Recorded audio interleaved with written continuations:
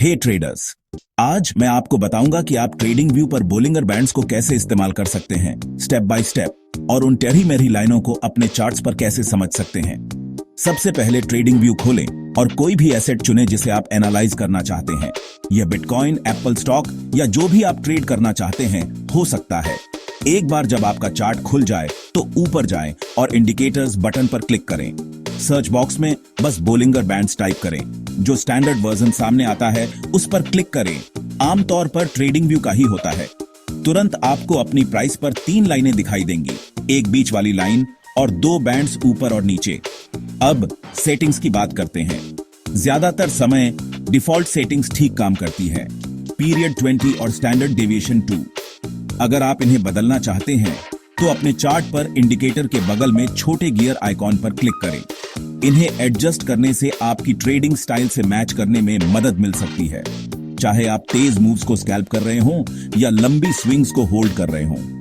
तो आप Bollinger bands के साथ ट्रेड कैसे करते हैं? बात यह है, जब बैंड्स चौड़े हो जाते हैं तो मार्केट वॉलेटाइल होता है।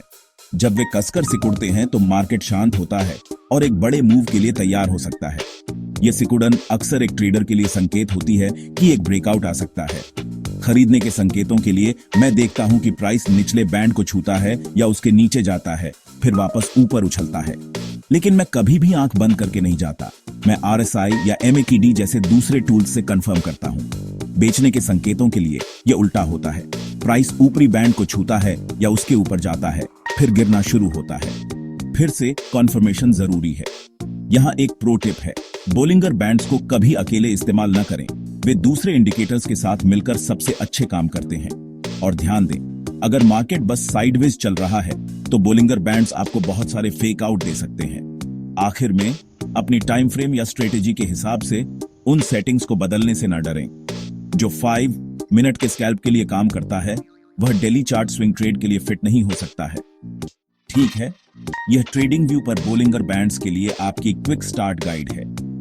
याद रखें, ट्रेडिंग रिस्की है, तो हमेशा उस रिस्क को मैनेज करें और कभी भी उतना दांव न लगाएं जितना आप खोने का जोखिम नहीं उठा सकते।